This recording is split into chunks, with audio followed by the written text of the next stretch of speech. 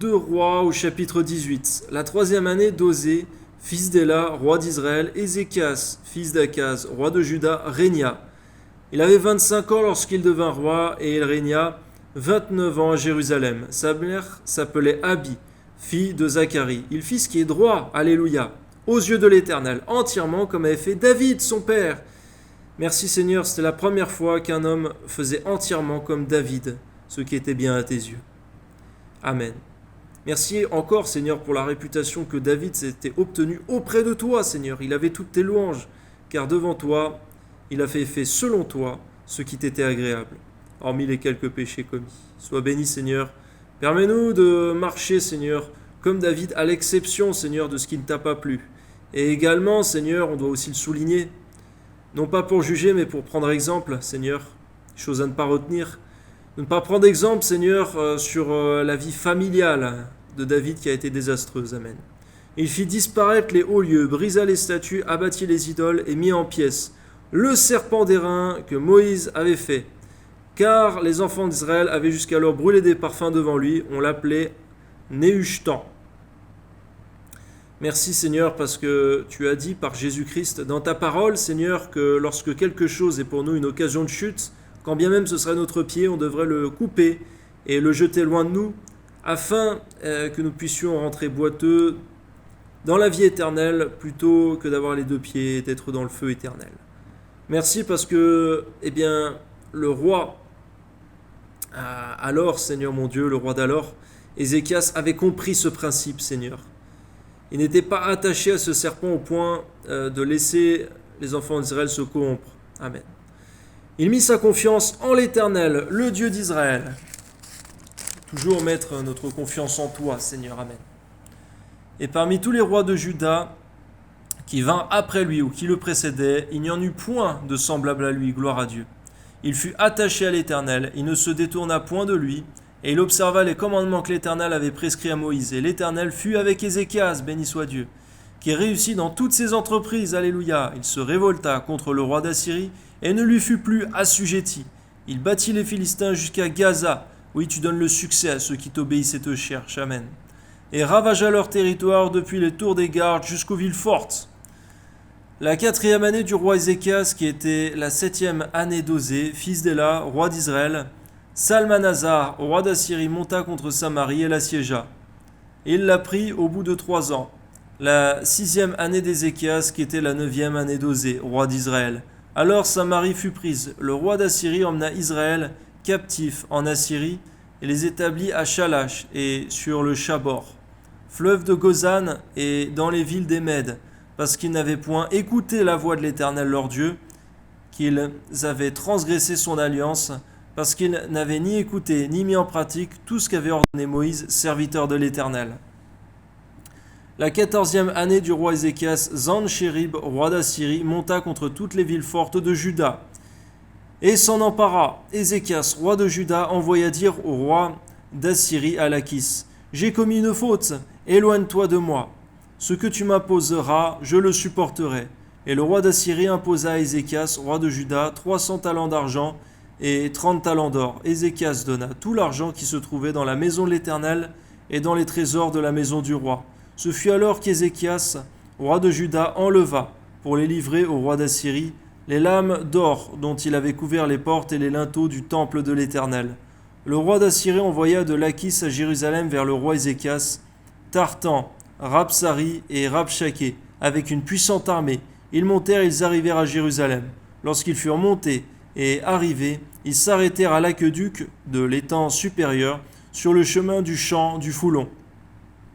Ils appelèrent le roi, et Eliakim, fils de Hilkija, chef de la maison du roi, se rendit auprès d'eux, avec Shebna, le secrétaire, et Joach, fils d'Asaph, l'archiviste. Rabshaké leur dit, « Dites à Ézéchias, ainsi parle le roi d'Assyrie, quelle est cette confiance sur laquelle tu t'appuies? Tu as dit, il faut pour la guerre de la prudence et de la force. Mais ce ne sont que des paroles en l'air. Et en qui donc as-tu placé ta confiance pour t'être révolté contre moi? Voici, tu l'as placé dans l'Égypte.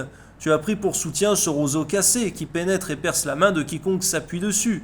Tel est Pharaon, roi d'Égypte, pour tous ceux qui se confient en lui.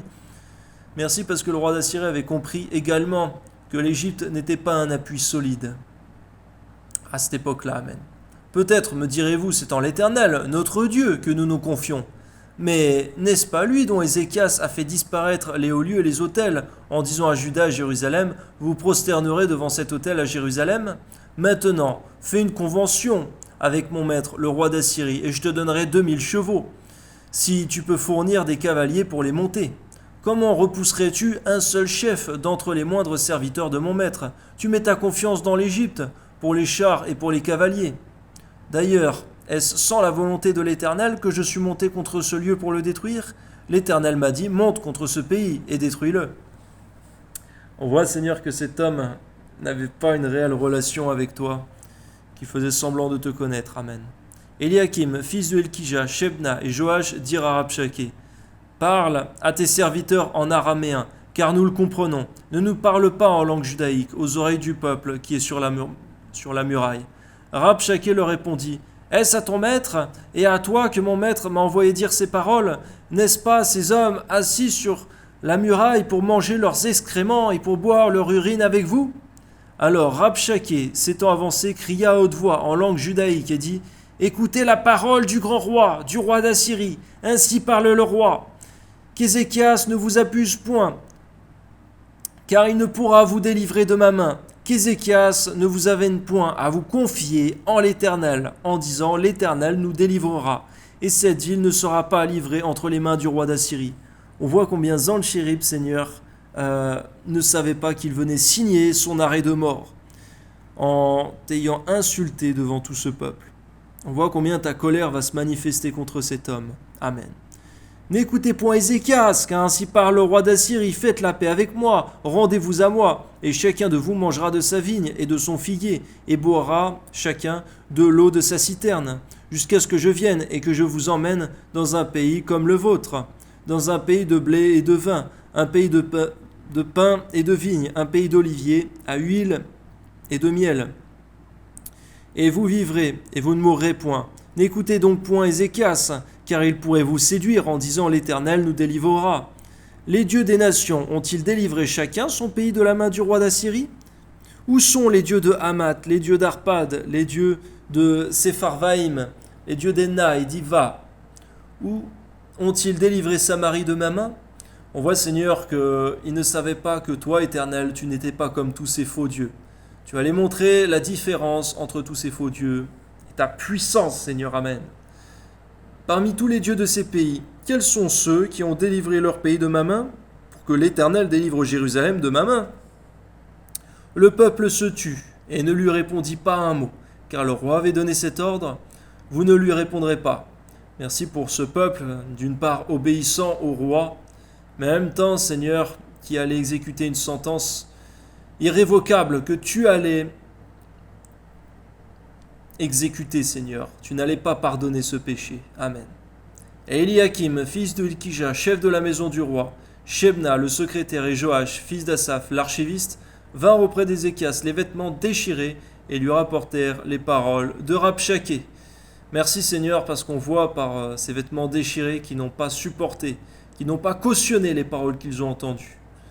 On soit béni, Seigneur, donne-nous aussi de nous irriter lorsque, ton nom est blasphémé, Seigneur. Donne-nous de nous irriter également et de ne pas supporter de tels propos. Ton nom soit béni, Seigneur, au nom de Jésus. Amen.